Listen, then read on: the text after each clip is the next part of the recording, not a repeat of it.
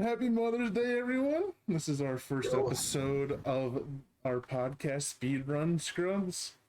Title may change. Uh, so, my name is Dynasty, or Marcus. I've been playing video games since about middle school. And here's my co-host, Jack. You want to tell us about yourself?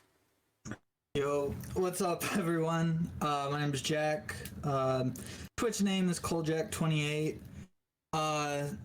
I've, been exposed to video games literally my entire life.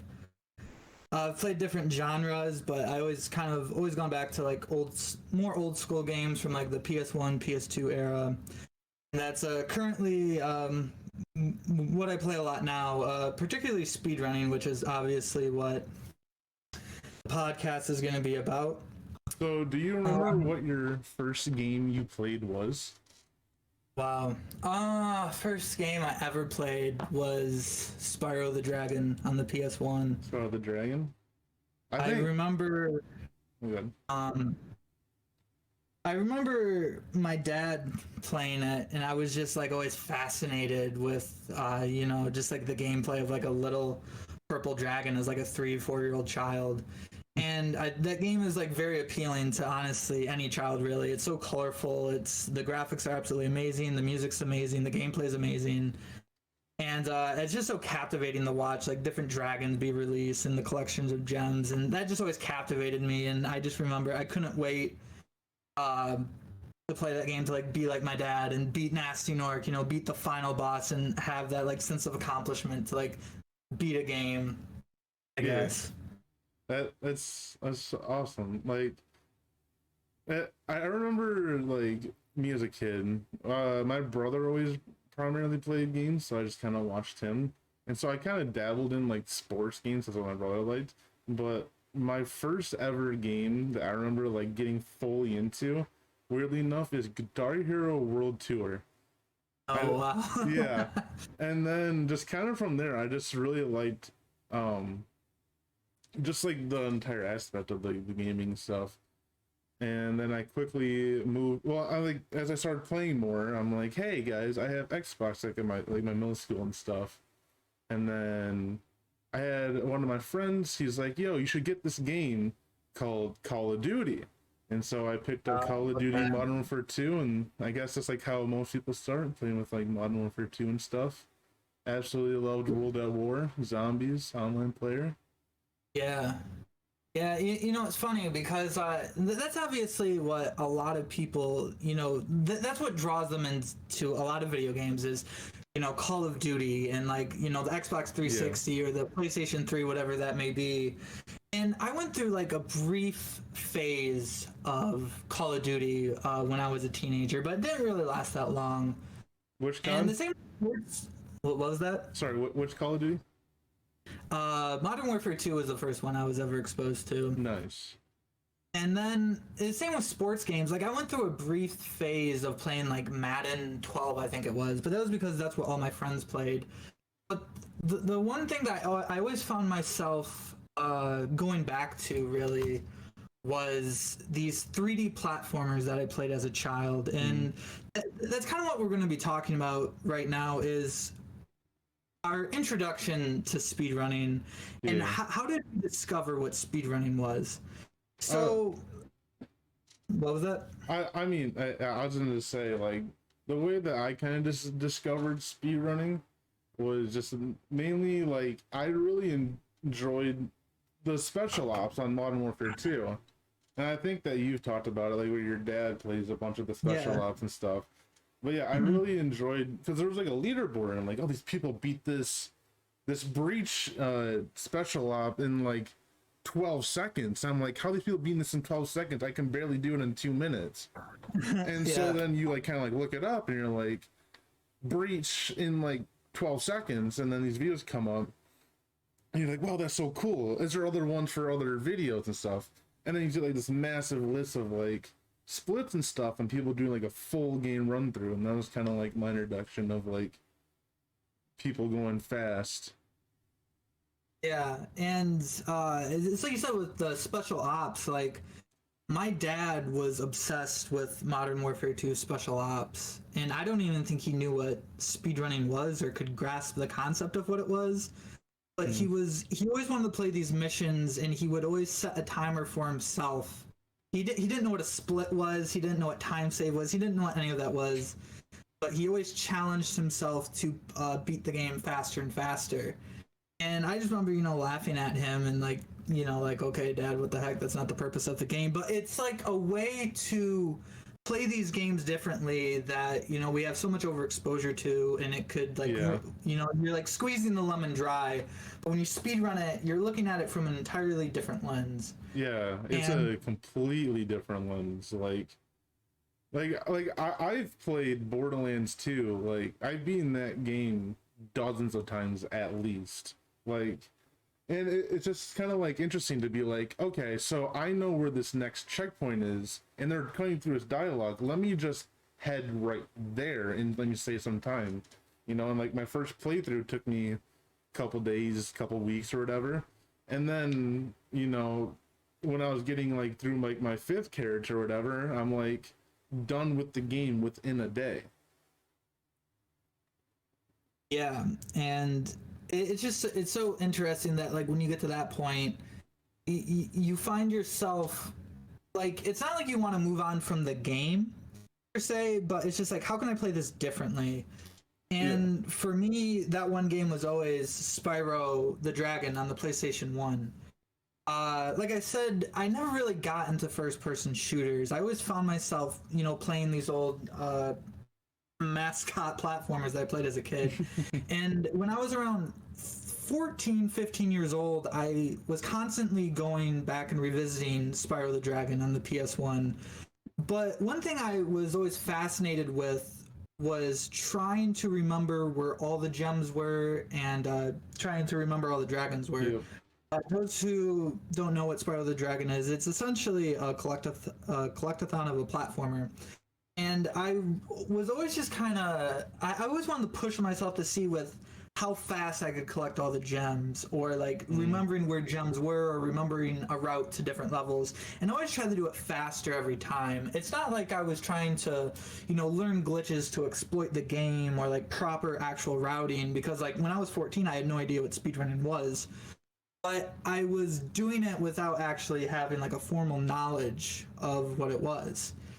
And I think a lot of people could fall into that. Like, you don't necessarily know what speedrunning is, but it's just like a human instinct maybe you have with, just games in general, or just like a challenge. Like, compare it to like wanting to like run a mile faster. Like, you always want to find ways that you can do something faster. And for me, I was applying that to like Spyro 1. But I just didn't realize I was doing it at the time until probably like a long time later in my life. Yeah, I mean, I have that exact same feeling. Like, I remember every single summer we would go out to like this like kind of like beach, or like this like beach house or whatever, kind of like a little place. No Wi-Fi. So all I ever had was an N64, and so like one of my all-time favorite games is Donkey Kong 64, which is like another collection game. And every single summer I would restart a new game, and then just be like, okay, I gotta run straight to Jungle Drapes. I gotta get all of these tokens. Okay, I can't do any further. Let me go on to the next place. Let me get Lanky. Let me get Tiny. Let me get Chunky. Then let me head straight back to Jungle Drapes, and just kind of like, can I beat the boss before I can, get anything else? And it's just like really cool. It's like, oh, I miss these bananas like in my first ever playthrough when they're like right at the start. Let me climb up this tree and get these bananas so I can progress the game a little faster. Or it's like this like really hard boss, there's like Chunky has like an insanely hard boss, and I had my mom had like my friends beat it a couple times for me, and I just like watched them beat it. I took that information in, and then I was able to beat it myself, and that's kind of how I approach like speedrunning now. It's like I watch other speedrunners like beat these bosses or do these tricks, whatever. I take that information in. I kind of like learn their angles, learn like their setup and all that stuff, and eventually I'll just like pull it off. Yeah, and it's very crazy because I feel like what you said, like so many people do, and they just aren't aware of it. You know, it's like studying how to approach like a boss fight or like a certain level per se. And it all goes back to like these roots of speedrunning, but so many people probably do not realize that they're doing it. Yeah. I remember when I was in community college, I began this habit of having video game play on in the background while I was doing my homework. And yeah, it was just something to like another stimulant, I guess, for my brain to pick up on. Yeah, And I absolutely loved having video game soundtracks whenever I was studying. Loved the Donkey Kong 64 and Diddy Kong Racing soundtrack. Yeah, no, it's great, and it's not only like the music you're listening to, but I also liked having the gameplay on to like look at every now and then. And I remember this was actually the first speed run I ever officially watched, but I didn't realize what it was I was actually watching. I was just feeling nostalgia for this Nickelodeon game that came out in like 2003. I was absolutely in love with it as a kid. It's called Tack and the Power of Juju. I don't know if you've ever heard of that. Ooh, that's a great game. Yeah, I've played that a couple times. All I did was look up Tack and the Power of Juju gameplay, and I clicked on this video, and it had the timer, it had the splits. And I was like, what the heck is this? Like, I had no idea what was going on. And he was like playing this, this kid's adventure game in like a way I had never really seen before. There's absolutely no community for Tack and the Power of Juju when it comes to speedrunning. Yep.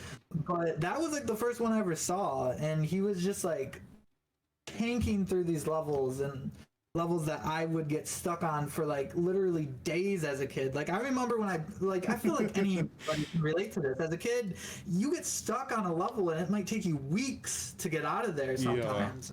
In my case. And it was just crazy to me to like watch a game be played like that. And I was just like, wow, I don't know what this is, but I began to apply it to like other games. I would type in like the said video game, and then I would put played really fast or fast because I didn't know what a speedrun was, and I never put together like, and that began like my exposure to like when I wanted to just watch a video game just like blow my mind. I have like the exact same story. I knew what like speedrunning was before I kind of like started getting into the community, so I would look up speedrun. But like I remember like one of the first games I ever looked up was like iNinja. I don't know if you ever heard of that game. It's like a GameCube game. Yeah. And there's like this like first boss fight. You get into this giant robot and you just start throwing hands and uppercuts. And you gotta dodge missiles and stuff.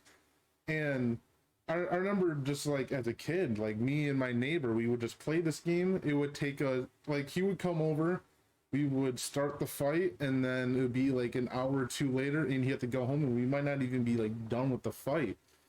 And then I just watched a speed run, and he just plays it flawlessly. He just knows the exact motion of, oh, missile coming right, let me go left, and just dodge it. And I'm like, this man is like crazy. He just knows how to play the game. And then I mean, iNinja also has like no fan base, but it's just crazy that these people in iNinja, they have like these like ramps that like you speed up and you can like kind of like curve around and stuff by like holding on to like, you pull out your like little chain thing and you like go around the top of this loop and like a ball chases you.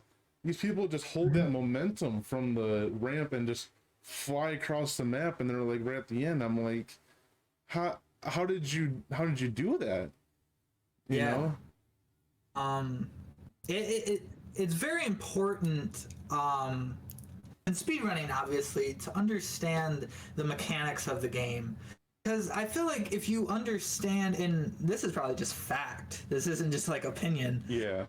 If you have like a grasp of the mechanics and the physics of the game, you already are like miles ahead of someone who's just picking up a game for the first time. And it's a lot of games that have all this replayability that you play a lot as like a kid, teenager, or like even now, help you understand those fundamentals.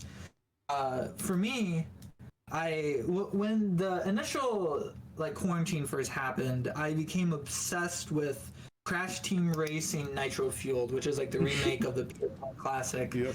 And all I did was grind that game out. I became obsessed with time trial times.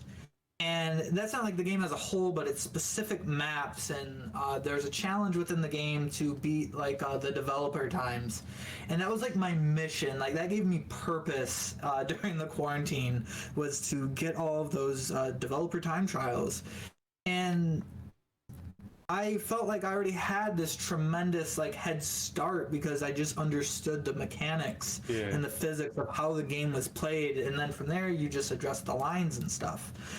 But from there, I remember thinking to myself, what if this was like a step further than just time trials? Like, I wonder if someone has applied this kind of mentality to how fast they could beat the adventure mode. So then that's when I discovered speedrunning as a whole. That's when I discovered speedrunning.com and these places. And that's when I discovered one of my favorite speedrun streamers today, HypnoShark. Because I remember typing in Crash Team Racing speedruns on YouTube, and I like found his gameplay videos of not only Nitro Fueled, but the original Crash Team Racing on the PS1. And that was really how I discovered what speedrunning was. Like it took, like I had, it's like I knew what it was, but I didn't realize it existed, if that makes sense. Oh yeah. And this took me like 10 years to put it all together. Because, yeah, it wasn't until 2020 when I realized that speedrunning had this huge community behind it. Yep. I just remember thinking I was so unique as a kid, like trying to beat Spiral 1 as fast as I could without like proper routing or like technique or anything. But yeah, all these years later, little did I know that hundreds, if not thousands, of people were doing what I was, with just like more applied knowledge within a community base, really. Yeah, I mean, I also too. I never knew about speedrun.com until 2020 as well. Like I knew about SM64, Super Mario Bros. 64, or like where like these top runners, like I found Simply was like one of like the first like big runners I ever followed and stuff.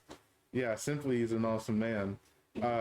He had a couple 100,000 subs on YouTube, couple thousand live viewers on Twitch and stuff. And I go, and people were like talking about the world record, and I'm like, yo, how do they like find out like what these like world records are? Like there's like so many videos on YouTube, like how can you determine like this one is the fastest? So they just don't say so. And then I kind of just like looked around, I found like on his profile like a speedrun.com too, like his profile. I was like, wait, there's like a whole profile of this. Click on it, go to the Super Mario 64, and there are thousands upon thousands of runners in each category. So there's like 5,000 active players on Super Mario Bros. There's probably even more maybe, but like, and then I'm just kind of like, wait, if they have Super Mario Bros, like what other games do they have? And then I just kind of going around Donkey Kong 64, Banjo-Kazooie, Banjo-Tooie, some of my favorite child games, Borderlands 2, Borderlands 3, and then it's just like, wow, there's just like so many games, so many runners. This is like really cool. And I basically just live on speedrun.com right now. If I just want to like look up like a game, look at the top run or whatever, and it's just awesome. Like I don't know, like a few months back, I was just like, I kind of just want to learn a new speed run, and I was like, I haven't played Gears of War in like a while, so I go over to Gears of War, and these people, like I thought like this was like going to be like a several hour game. These people are like beating it in like under an hour, and I'm like, I have to watch this because like the mechanics of the game are not stereotypical at all. Like the running's really weird, reloading's really weird. Is it faster to chainsaw someone to death, shoot them, And then when you start watching these speedruns, I think that's like the funniest thing too. If like playing a game casually is you will see someone fight every single enemy. Just, you know, Yeah. knife them down, shoot them, explode them, just, you know, any means, they'll just kill every single enemy. You watch a speed run, you'll see maybe 5 non-boss enemies die. Right. Yeah. And you'll see 5 enemies die within a second of like a casual playthrough. It's crazy that these people just know get right past them. Yeah. And I just want to build off of what you said earlier about like any game that you can literally imagine. Every game in existence Yep. probably has a speed run. There is, And yeah. that's just like what's incredible. It's basically Rule 35 of the internet, you know? Yeah, If no, a exactly. game exists, there's probably a speedrun of it. It's very cool, and I think that just kind of shows that any game has like an audience, and like say like you're really into a game that not anyone else is into, like you can still speedrun it. You can pioneer it yourself, like, and it's just very cool. Like it doesn't really matter what the game is, like there exists a speedrun for it. Like, Yep. you know, there's speedruns out there for like Monopoly and whatnot. Yeah. And Uno, you know, it's just And like And I there's even think, speedruns of games you wouldn't think, like the Telltale games of like yeah.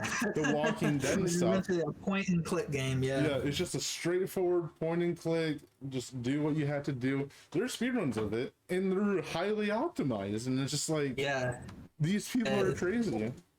it is crazy the amount of time that, you know, people put into like optimizing a game. Yeah. So I guess my next question is, Marcus, what would you say like really drew you in to make you want to start doing runs yourself? So what really drew me in, I've always had like a curious mind. So like if I like see something and I don't understand it, I will always like look into like how it works.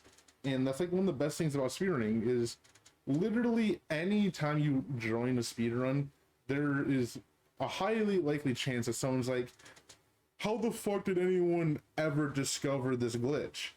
And that's just like what really doing the speedrunning is, just like, how do these people do these glitches, understand these glitches? And like in the case of like, you know, Spyro, Super Mario like Sunshine, what like it always interests me, and like, why do these people take certain paths? Like, I don't know if you ever seen a Super Mario Sunshine speedrun, but what they will do is they'll go to like the clock tower. I don't know the level names, my apologies, but there's like this like lighthouse sort of thing. They'll go into there and they'll get like 1 or 2 stars. They'll then run back over to the plaza, like the little water fountain, go in there and get all the stars, and then head right back to like the lighthouse. I'm like, why are they doing this? And then someone will also just say in like the comments or in the Twitch chat or whatever, and be like, so why didn't you just get all the stars there? And they're like, oh, actually, this brings us right next to our next target that we couldn't unlock before going to like the water fountain. I'm like, that's just crazy to me that Yeah. they like unlock it, then just come right back later. And they do the same thing in like Donkey Kong 64. You know, like as I said, you don't unlock all the Kong, so they have to come back. Yeah. And so they'll just go into like a random area and then come back later. And it's like, that's really interesting. And I'm like, how do these people know that this is actually, you know, saving time? Yeah, it is crazy to really think about the years and years that are spent on like almost all these games, the years of time and creative thinking that went into like optimizing these routes. And to me, that is the most fascinating thing, is the people that took the time to figure out these routes and why this one's faster than this one, and the glitches, and just like putting it together in runs. That to me is the most unique thing about speedrunning. It shows how creative it really is. Like, you need to really be a critical thinker to like apply all this stuff into beating a game as fast as humanly possible. And even to like build off of that too, just like, think of Super Mario 64, one of the most popular speedrunning games. It's been out for 20 to 25 years or whatever. It started getting a huge traction like 17, 18 years ago, and they're still optimizing today. The game is not fully optimized. Yeah, and And that's just so crazy. that's just insane to me, yeah.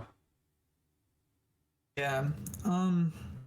So was there anything So that really drew you into speedrunning? yeah, so for me, it's weird, and the best way to compare it to is I'm gonna compare it to like another part in my life. Like when I was a teenager, not so much anymore, but definitely like when I was a teenager, I really enjoyed watching sports. Hmm. I didn't enjoy playing sports. Um, and that kind of goes on to like 2020, my first exposure to speedrunning. I loved watching speedrunning, but I had no interest myself in ever doing a speedrun. Hmm. uh but time kind of goes on, and I think my biggest influence is really for getting into speedrunning was honestly watching Hypnoshark and Deo Man, and just listening to them talk about their experiences and like that sense of self accomplishment. And when I first, I don't even know if I want to call this like when I first started speedrunning, but around a year ago, it was spring of 2021, when as like a joke, it was like a meme, I was like, all right guys, I'm gonna speedrun the Spyro Reignited trilogy. I'm glad I could push that meme for you. Yeah, and it was something I didn't take seriously. I never took time in my spare time to like figure out routes or ways to optimize routes. It was just like me going off of like my memory as like a child from the PlayStation 1 version. But it was like a meme, and at the end, we'd always look at the timer to see how fast it was. It wasn't anything seriously. But I mean, I guess technically you could say it was. I remember the meme in your chat of the entire time of just everyone asking for your time. Where's the timer at? And you're like, oh, I'm never going to add a timer. And now here Yeah. you are with the timer and everything. Yep. Proud of how far you've come. I could actually pinpoint to you exactly when I realized that maybe I should maybe take it more seriously than I was. So yeah, like last spring of 2021, it wasn't it was very shortly lived. I'd say like 2 months, and then it was just like on and off casual gameplay of random games on Twitch for a while. But then I last fall I really got into speedrunning documentaries. There's a lot of them on YouTube, and they're really fascinating to watch because essentially at the end of the day, speedrunning has no overall purpose to our society. But it doesn't. But that shouldn't matter, because it's this sense of accomplishment, false or real or whatever, that you obtain from it, and nothing feels better than like lowering your time in something. And I watched this speedrunning documentary about Spyro 3 any percent. And really, what I took away from it was the guy who has the world record. He never did it for the fame. He never did it for the clout. He never did it for he streams on Twitch, has a decent following, but he never wanted anything more than that, because all he ever wanted to do was be the best at the game that he could be. He wasn't comparing himself to other people. Yeah. And I just felt like I needed like a hobby like that, something to like invest my time into, something to stimulate my mind and just like get this feeling of accomplishment. I mean, in no way, shape, or form am I a top runner. Do I treat myself like a top runner? But I speedrun for myself. I don't compare myself to, top runners or like better times. I'm solely focused on what I'm capable of. And that's where a lot of like that self-reward comes in, and you even feel good at the end of the day, even if it's like a 2 or 3 second PB. Yeah, that's a really healthy mindset to come to speedrunning, because there are definitely a lot of people that at least I watch, even like nowadays, like these people that just and small streamers, maybe they're like top 20 of like their categories or whatever, and they're just like overly stressing themselves out. They'll lose like a second or two and then just rage quit, restart, go straight into it. They're in a bad mindset, and then that next run just goes poorly because they're just in that bad mindset. Yeah, and that's honestly how I was at first. And now we're gonna talk a little bit about experience with our first ever speed runs. I don't really, like I said, Spyro Reignited, I don't want to say was like my first official, because I didn't like treat it as what it should have been treated like. That was literally just like casual gameplay, just Casual I gameplay don't know, done fast. glorified casual gameplay. Yeah, it was essentially glorified casual gameplay. And I remember, so the first game that I decided to start speedrunning was Crash Team Racing on the PS1. And I really had no idea how to like approach it. You know, I had watched a lot of speedrunners who were really hard on themselves and demanded a lot from themselves. Yep. And I just remember thinking I didn't want to be that way. Because I'm not saying that there's anything, you know, wrong with this, because I have a lot of respect and admiration for people who do this, but I am, me personally, just who I am, I'm not one to grind a game out for, you know, 10 plus hours a day. It's just, Yeah, those people are crazy. yeah, I couldn't do it. I mean, like their limits are like just unbelievable, and they do so much for the community and the game, and they're at the level that they are at because of that discipline and that dedication. But me personally, that's not something, you know, I'm willing to commit to. Yeah. But with what was that? Sorry, no, go ahead. Okay. Well, I was just gonna say, like, when I first started speedrunning, I didn't know what to think. I remember this, you know, thing I heard like years ago is you, like, whenever you do something new, you have to be prepared to suck at it, and you have to learn to love to suck at something, and you have to learn to love to hate it as well. And it's that process that's going to help you grow. The first time I ever played CTR, my first speedrun, I remember, you know, I didn't stream it. My goal was just to put down a time. I didn't really have something crazy in mind. I remember for the any percent no major glitches category, I wanted like a sub 90, and I was just like, if I can do this in under an hour and a half, this is time to work with. This is time to get for improvement. And you know, it was ugly. I didn't know any of, like, you know, the shortcuts or the skips or certain lines to take. And it wasn't, you know, good in my book by any means. I think my official time, I have it down here, was 68 minutes and 44 seconds. And I guess for my first ever run, like, I shouldn't be, like, mad at that. But, you know, no matter what your first time is, you should be proud because you did it. You were doing something that a lot of people never do because they're too afraid, like their ego's on the line, whatever. Yep. You know, at least you did it. And you just build from there. And I remember my second ever run, I think I shed like 3 minutes off that time. And then I discovered, you know, fast loading times on the PS2, and that shaved off another 2 minutes. Yes, the free 2.5 minute time save.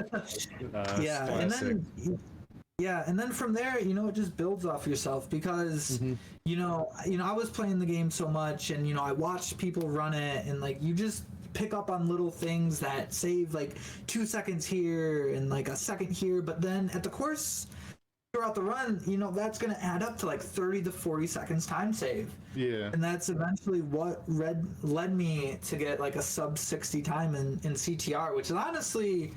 You know, I've shaved since then over 90 seconds off of that PB, but I don't... Currently, I'm not actively running CTR anymore. Yeah. I'll probably get back to it eventually. But, like, sub 60 was a huge deal because to me it was like, is this possible? I mean, I'm not sure, but, like, when I got it, like, I'm like, okay, a sub 59 is possible. A sub 58 is possible. Yeah, and I think I really do want to emphasize the point that you made that speedrunning just builds off of itself. Every single new run you do, you should be attempting to learn something new when you're starting out. I think that's like a poor mentality also that a lot of, like, some speedrunners have, is that they just want to do everything like first run.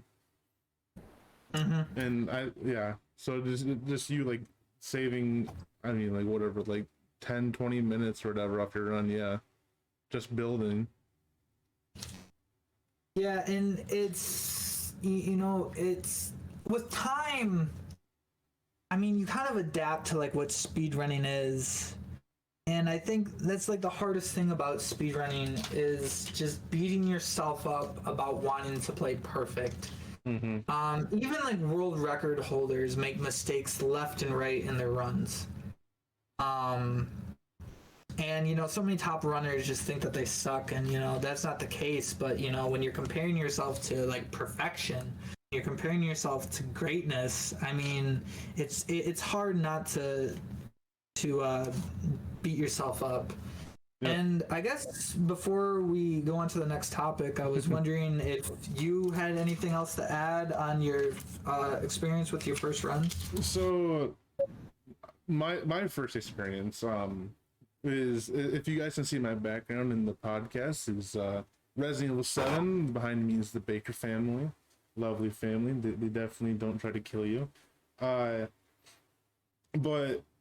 this is my first ever game that I've ever taken seriously to speedrunning. I in the past, I want to say like 3 or 4 years, I've taken a huge kindling to horror. You know, I like horror music, I like horror films, and I was like, I kind of want to get into these horror games. And so about a year ago, like almost exactly a year ago, actually, ironically, funny enough, I played Resident Evil 7.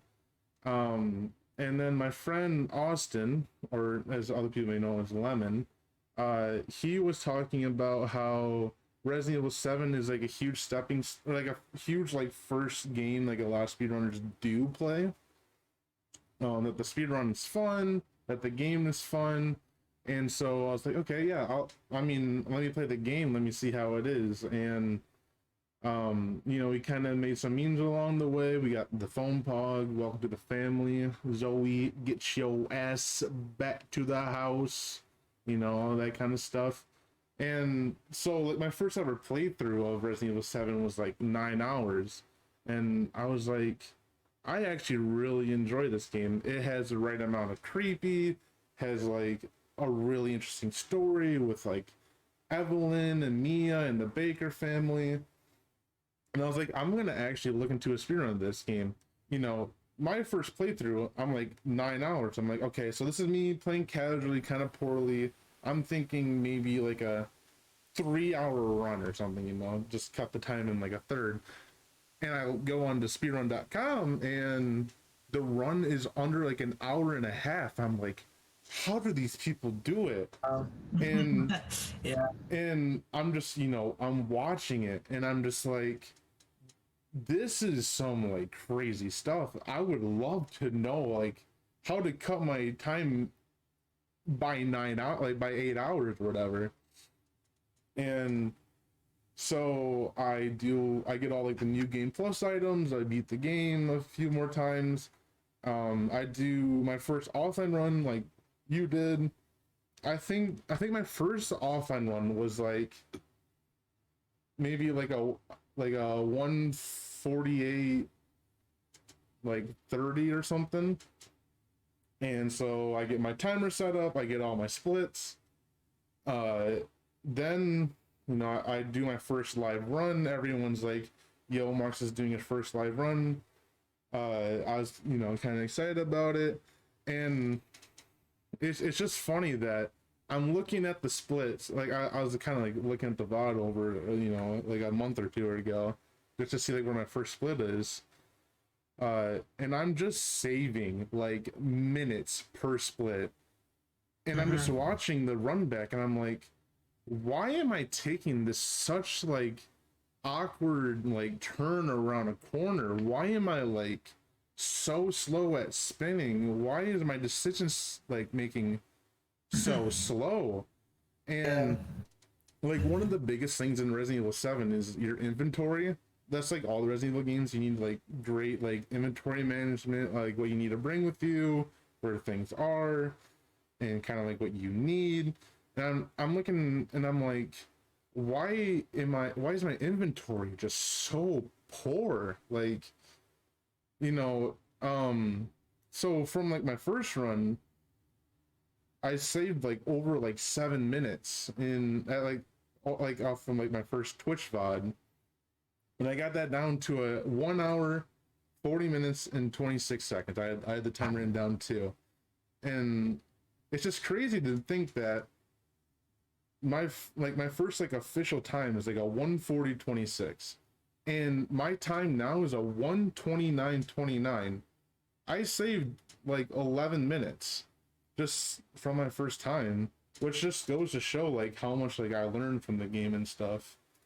And now I kind of just understand the game as like in its entirety, as much as other people do. There's some people that know a lot more than me, but Right, and well, definitely in your case, you've come a tremendous long way in Resident Evil 7. You're like in the top 3 now, aren't you? yeah, I'm ranked third in console and 25th over like all players. That's including PC. So like I'm even in competitive with like PC players, and PC Master Race. Am I right?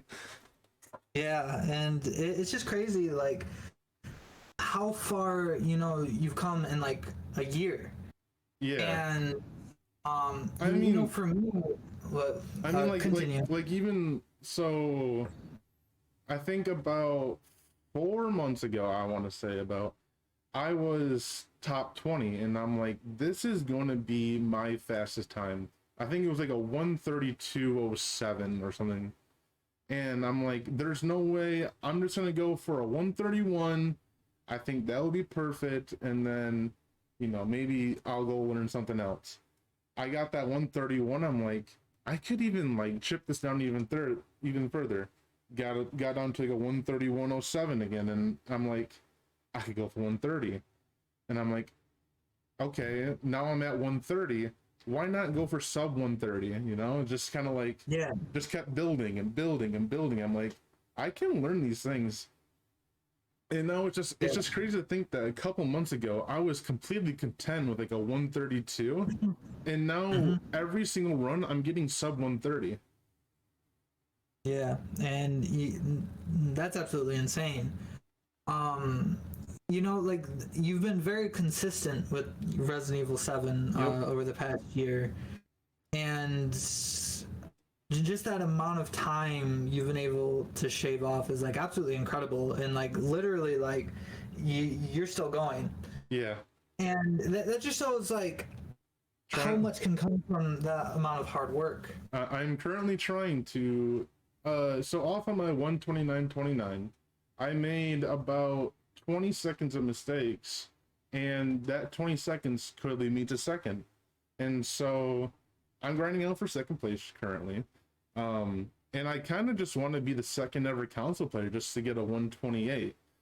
And I think that would be like an insane time, and people, and that's the thing that I love about like being console, is just that like these PC players are gonna be like, oh, consoles, they're always gonna be like high 130s or whatever, and they're like, actually this guy is going for a 1:28, which is like an incredible time on PC. This dude is like crap, and it's just an awesome feeling just to drop into like the other RE7 streamers and they'd be like, yo dude, you're doing like a really good job, and I'm like, oh, thank you.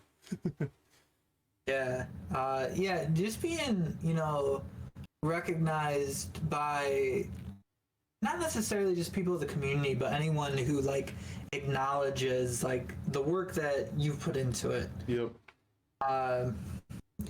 It is special because like I know very little about the Resident Evil speedruns, and you know very little about like the games that I speedrun, but we still like have this like profound like mutual respect for the amount of discipline and effort we put into these runs. That's definitely one of the beautiful things about speedrunning, is that you don't have to know a single thing about the run, but if you just like drop in someone's stream and you're like, this dude is saving multiple seconds off of just an already world record run, mad respect to that. Yeah, and like even for people who like aren't in that contention of like being a top runner, And like, you know, you go into a stream of like, you know, just you know, Yeah. an arbitrary runner from any game, and they're on good pace. Like, that's great for them because they're doing better than they were yesterday. You know, And a great motto is a PB is a PB. yeah, exactly. That's just how you gotta treat it. I mean, yeah, because definitely, yeah. So years ago, like months ago, even like I wouldn't ever drop into someone who has like 20 viewers and they're running amnesia or something, But now it's just interesting just to watch literally any game, and just be like, this dude is like just killing it, and it's just fun to watch like how people can like break a game. Yeah. And that's just another beautiful thing about speedrunning is that you just learn more games. Yeah.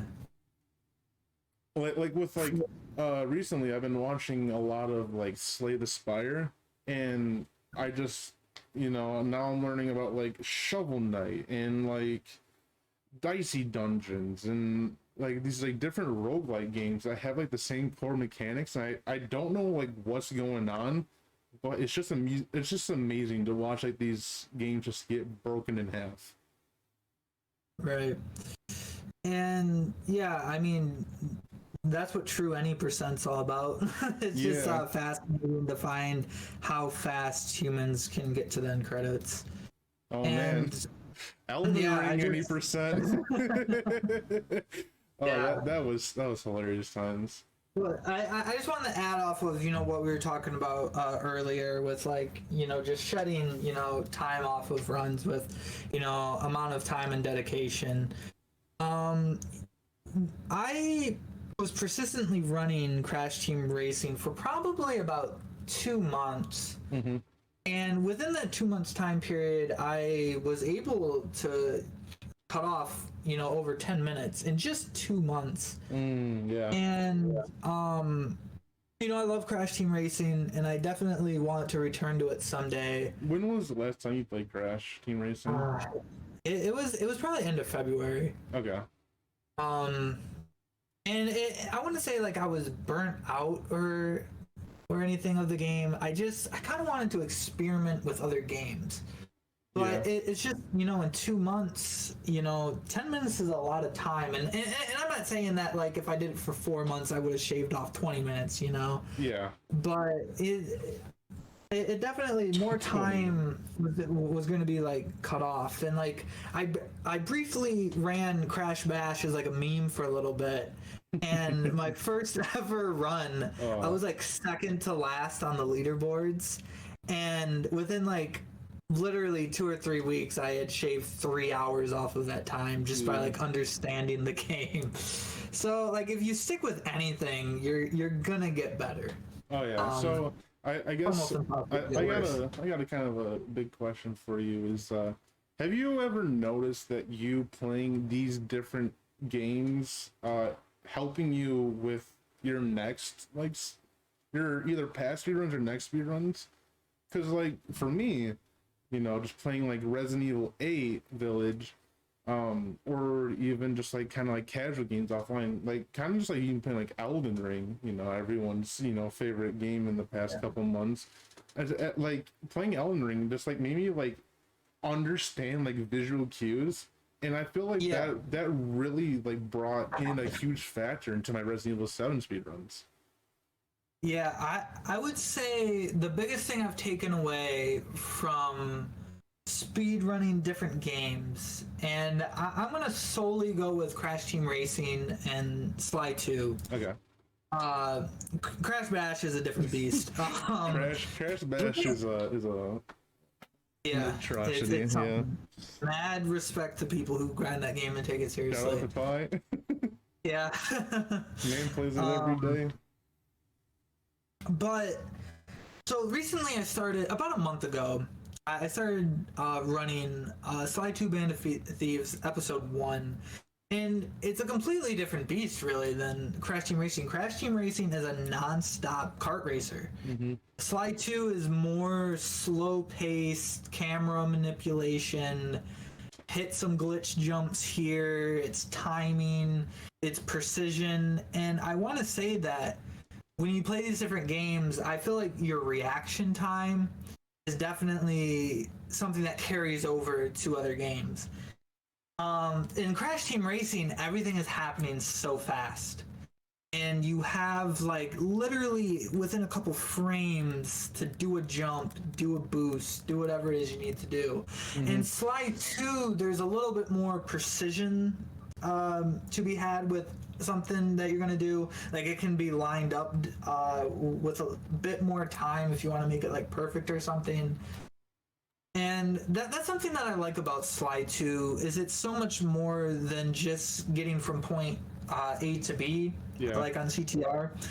Sly is learning how to skip cutscenes. It's learning how to work the camera within your favor. It's learning how to hit these triple jumps that theoretically you're not supposed to be able to do to get to certain places that you're not necessarily supposed to get to. And you know, it's learning like when to run, it's learning when to jump, it's learning when to boost. It's so much more thrown in the blender, I guess. Yeah. So how have you been approaching your Sly 2 runs, like your Sly 1, or episode 1, episode 2? Yeah. So I think your mental approach is probably, in my opinion, the most important aspect of doing a speed run. And I think it's there's two things. I try to have a positive mindset. I try to be in a good mood. And I don't expect to be the best. And I know that's like a weird thing to think, but for me in the past, going in with high expectations has only led to me leaving my runs in like a bad mood. Yeah. Like with Crash Team Racing, like I've only been speedrunning and taking it more seriously as a hobby within like the past, 4 months really. I am like an infant newborn in the world of speedrunning. I mean, same though. That's why we're called speedrun scrubs. Yeah, we exactly. Sorry. Keep that in the final. But I lost my train of thought. Essentially, you're a newborn or something. Sorry. Yeah, when I would run Crash Team Racing, every single time I just thought I was going to get like a magical PB. Like I just thought like everyone is going to be better than the last. And sadly, that's not the case. Oh, yeah. I mean, like whenever you get a PB, you have to take into consideration the hundreds of failures you had leading up to that PB. And then you expect your next run to be exactly like this 1 out of 100 good run that you had. You know what I'm saying? Yeah. Sure. I think it's important to, just go in having a positive mindset overall because, we stream our speed runs and I have, like, whether or not the runs go well, as long as streaming's fun, as long as I'm having a good time, that's exactly what is important to me. In the past, I've been in these bad moods and I'll start streaming and I think that streaming's going to make this bad mood magically go away. No one's going to want to watch me or like even give me the time of day if they come in and I just look so sucked out of life. Yeah, definitely for sure. Yeah. Continue. I definitely have felt those as well where it's just like I'm in a great mood, I'm happy, I'm excited to stream. Everyone comes in and just everyone stays. Good time, good laughs. I mean, even in like my last PB run, we were talking about huge for like an hour, and that was a lot of fun. And then just like in like one of my most like recent streams, I was like off PB by like 10-20 seconds, and I just like wasn't feeling the run. I just wanted to do a run, and just not a lot of people stuck around. Not a lot of people, So a big thing is just like you always have to have a positive mindset and you always got to be happy. You're going to have bad days and that's just like what comes with it. Yeah. But yeah, you need to keep that positive mindset when running because bad runs, just bad execution. Yeah, you don't want to like put that negative energy like out because like once it's out there, it's very easy to feed off of it. And with speedrunning, it's like sometimes the stars have to like align sometimes. Like recently, I projected more of my focus onto episode 2 for the individual episode speedruns in Slide 2. And, you know, there are days where, you know, streams like where everyone's having a good time, like chat's just hilarious. I can't focus to save my life. And I can't get on a good pace to save my life. I get like halfway into the run and I'm like a minute behind. But there are also times where like it's the same kind of atmosphere, but like I'm ahead by like 15-20 seconds. It's just crazy sometimes how like you'll grind, you know, restarts out for 2 hours or something. You can't get anything going, and then the next day you'll do like one run and you'll PB. Yeah, it's just crazy to me how that works. It's absolutely crazy.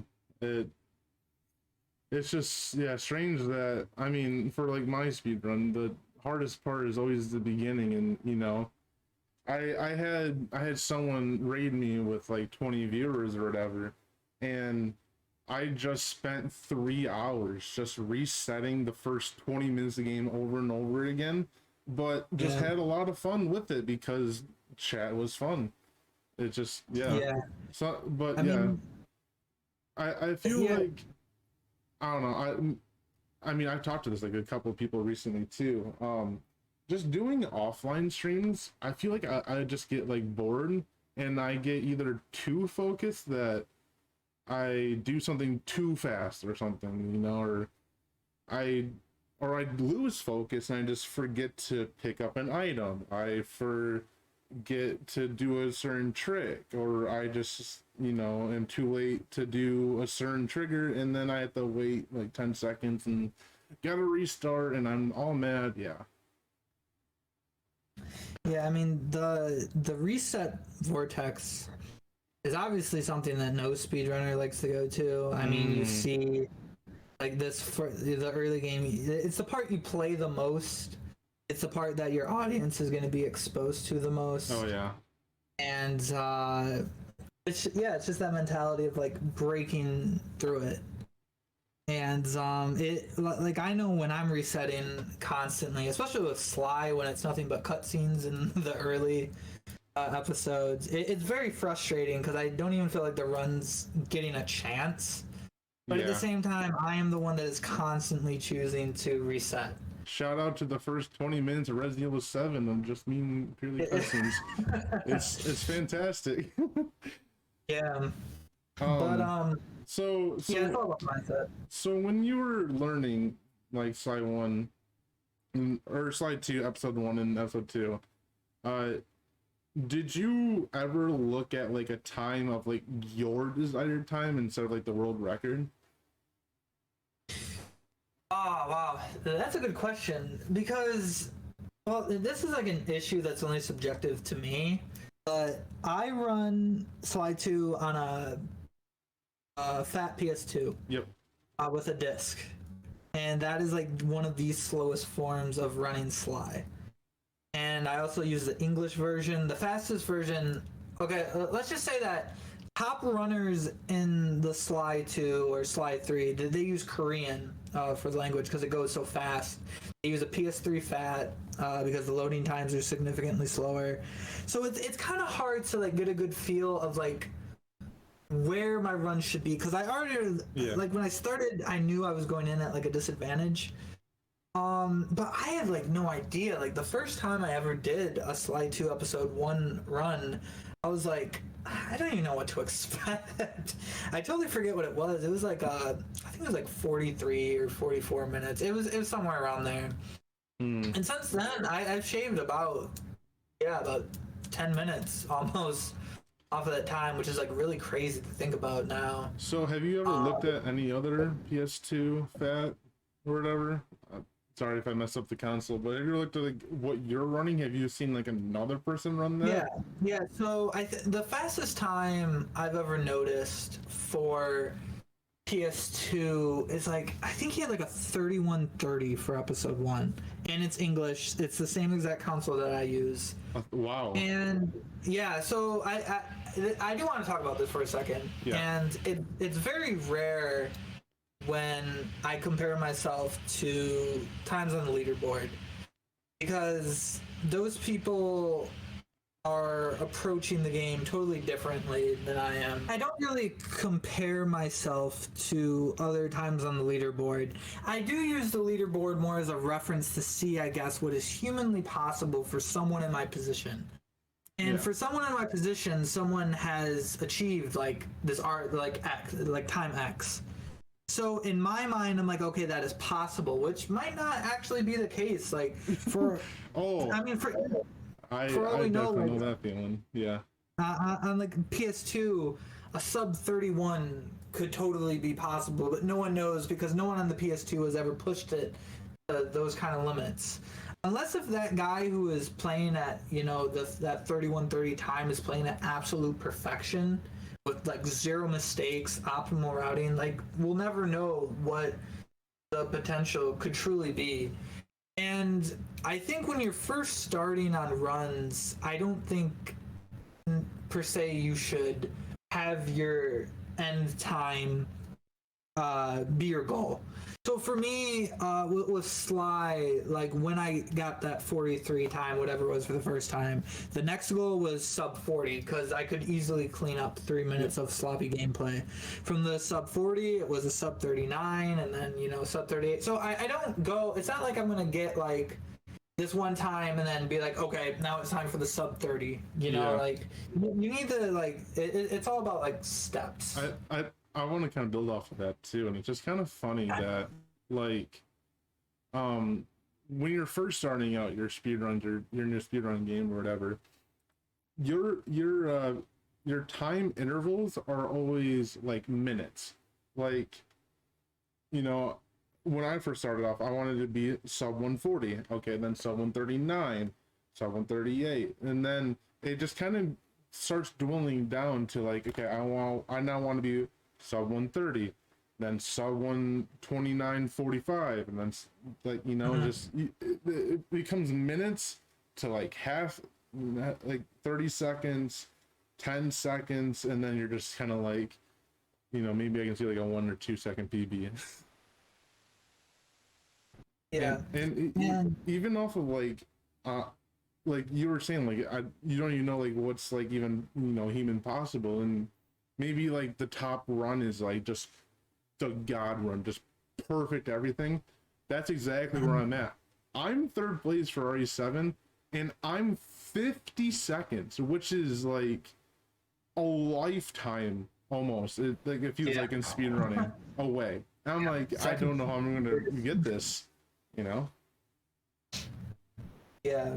But for the way that I approach speedrunning is I really, at the end of the day, I'm not, you know, I'm never going to do this as like, you know, a career. I'm not doing this for the glory. It's that sense of, it's fun and personal accomplishment. It's a great hobby because you find yourself like bettering yourself every day that you do it. It's like playing an instrument. Like it really is. I don't care what anyone says.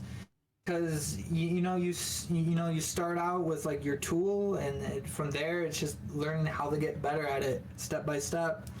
Yeah, and just putting that kind of time into it. Even like with the music thing, is that like when you first start out, you're literally playing for yourself, maybe your mom and dad, brother, sister, girlfriend, boyfriend, you know, whatever. And you know, if you're going to be like a musician, you're going to start out with like crowds of like 10 people, and then maybe when you work hard enough and you just start hitting all the right notes, that you're literally going to become like the next, you know, you can start making a living off of it. That's like speedrunning. You're streaming to yourself, a few friends, and then maybe when you start getting the like great runs, then you can start, you know, funneling in some of like a bigger audience, and then maybe make money off of that, you know. But should never think of speedrunning as like your main income or your main job. Yeah. I mean, obviously, like, there's always going to be people that are in that situation, and, you know, props to them, because the people who are in that situation, like, deserve it 100% for the dedication that they give towards uh, their gameplay. But yeah, I think at the core Like Hypno, of yeah. everything, like the center of this needs to be you're doing this really for yourself. It And is. you need to like learn to, like I said earlier, you need to learn to love to hate the process, because trust me, like it's a rough process. You're down on yourself a lot, you're demanding perfection from yourself, Hmm. but you know, you learn how to handle those kind of emotions like the more you do it. So I guess now it's kind of like so how do you view speedrunning now than when you were before a runner? So when I first began, like at this point I wasn't running, but when I first started watching, I always thought that it took a special person to speedrun, and to an extent, maybe it does, but I truly Mm, believe interesting. anyone can get into speedrunning. Yep, true. It's just, it's a perfect practice and example of self-discipline. I mean, really, that's what it is. Learning how to control your emotions or like your anxiety, like on a good run. Because one thing I've learned with outside of speedrunning too, you know, when the pressure is on, years and years of that, you know, that pressure, that anxiety doesn't go away. You learn how to handle it differently. So I like, for me, and when you're on a good run and you're like, okay, let's not mess this up, that's really helped me to like learn how to handle those kind of emotions, because I always tell myself, just play the game, don't worry about the timer, just play the game. And when I first started speedrunning, I feel like I didn't really control those kind of emotions. Like I got mad faster and like I'd get upset faster. I mean, I still reset fairly quickly Oh if I yeah. don't like something, and that's just, I think that's something any That's part speedrunner of the can run speedrunning. Yeah, into. there's definitely hard points where you have to reset.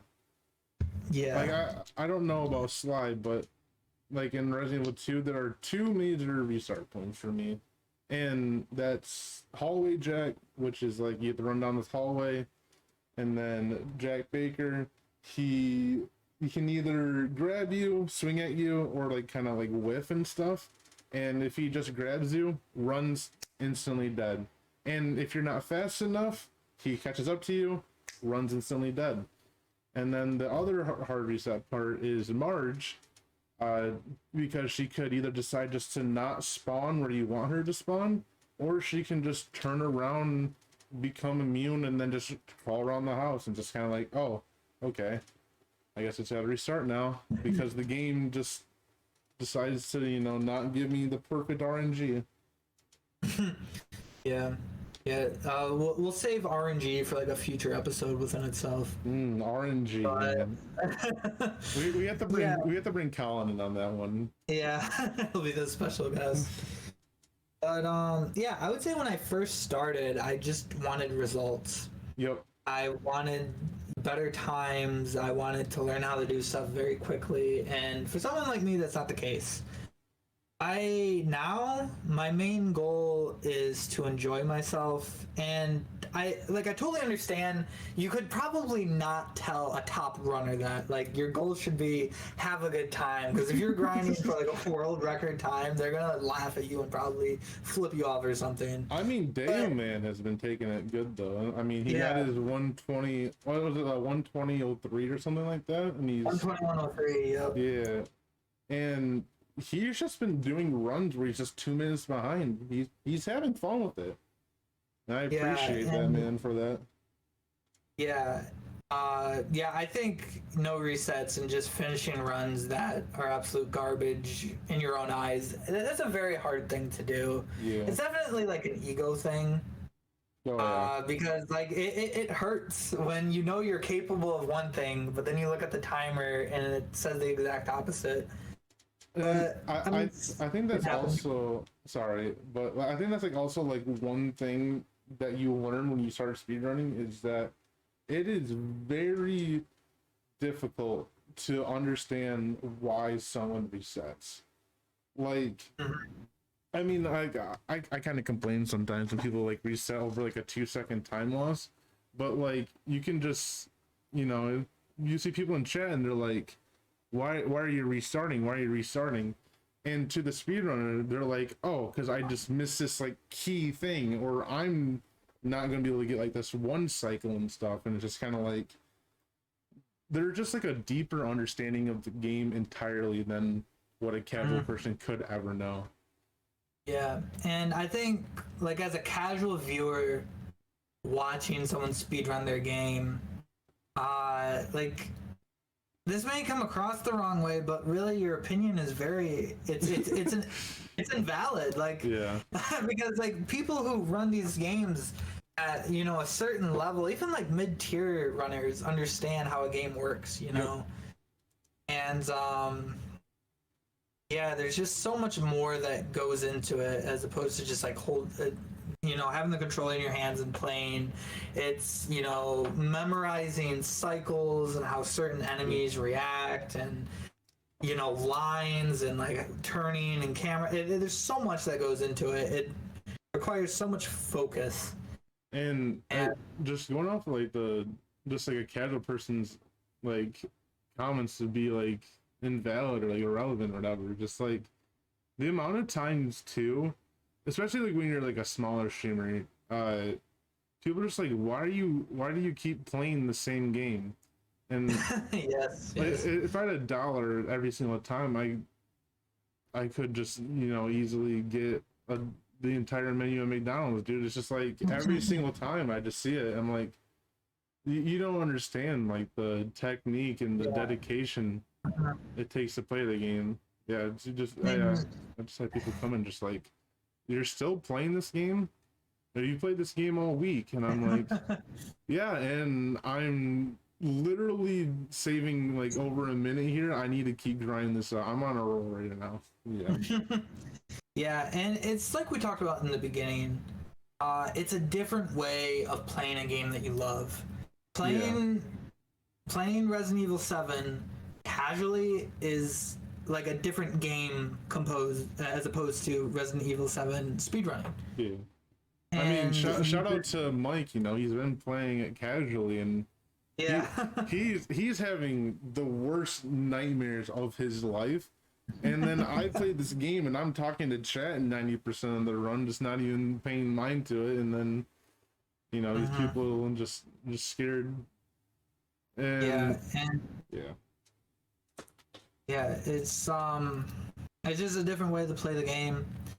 And I honestly recommend it to like anyone. It's like teenager Jack. Like he had no idea what speedrunning was, but like he was doing it, and it's as simple as just doing something like that. Just put on a timer. You don't have to compare yourself to anyone on the leaderboards. Yep. Like you don't. Like this speedrunning is only going to be as serious as you make it.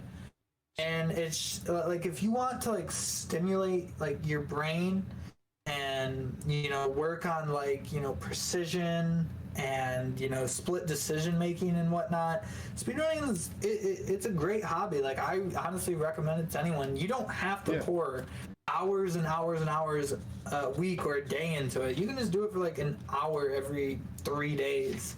I think that we even talked about this before, but you don't even have to bring it to video games. Like you can just bring it to like, you can bring it to normal life. Or most people speedrun like single player games, but just thinking of like playing like Rocket League or like Call of Duty, where like I need to get to like this point as soon as possible for anyone else, and you kind of just take like the tightest line, the like exact path, and like kind of like the angle where these people are like coming from in like Call of Duty, or like in Rocket League, you're like, I can use like this sort of boost and like tilt my camera this way, or like, oh, I know the ball's gonna drop here, let me take a little bit of time because I know I can't get like a boost or something. Or like in the real world, is like, how fast can I get over to my friend's house? It takes me usually 15 minutes. Can I get there maybe in 12? Or like, is this road faster, or is my usual path faster? We do not condone people going over the speed limit. Don't go over the speed limit. I'm just saying, like, take the faster route, not the faster speed. Yeah, and it's just at the end of the day, you can't blame anyone except for yourself, unless there's like a glitch or something. But that's what I like about speedrunning. It's all on me. It's all about my execution. It's all about my performance. Obviously, the more familiar you are with a game, you're gonna know if it's your fault or not. Like sometimes you just get screwed over, you know. Yeah, missing your shots. Yeah, that's like my favorite thing about it. Really, is it's all up to me. At the end of the day, am I going to be able to perform at a level that I want to perform on? It's all about that personal growth, you know? Yep. Well, I think that's all we got for this episode. Hopefully, we'll do another one of these soon. We'll hopefully do one of these features, episode 2. I think it would be fun to bring on some special guests, obviously, in the future. And I mean, that's like another beautiful thing about like speedrunners. Like you have, different types of people who enjoy different type of runs. I mean, like it's like sort of like some of my friends, Colin Pillow, he loves these long runs. Like he loves like 5+ hour runs and he wants to do them. He loves RNG. Or you got Chalk, who loves glitchless runs and he doesn't like glitches. Yeah, and that's really what's so cool too. Is there's so much variety to like what kind of game you want to run. Yeah, and you don't have to do Super Mario 64. You can do any game you love. I mean, sometimes runs for games that you love aren't fun, but it definitely brings a sense of joy if the run is fun and you enjoy the game. Yeah. Mm-hmm. Yeah, and it's all about figuring stuff out. I mean, I feel like I'm in that boat right now. I feel like I'm just, experimenting a little bit with different kinds of games to see, like, what I really like in a speedrun. Mm-hmm. And, I think it's important you find out, like, what it is that you like. You shouldn't force yourself to speedrun a game because you see there's an audience for it, or there's like a lack of competition for it or something. Like you need to speedrun like what you love to play, because that's truly the only way that you're gonna like enjoy it as a whole, I would say. It's funny that you bring that up right now. This is probably my last point or whatever, but Resident Evil Village I think is a great game casually. And it's like it's a pretty boring speed run. So like I don't want to kind of do another run. I might do a run just to see like what is on like my new Xbox and stuff. But so many RE runners are playing Village right now because that's where all the viewers are at.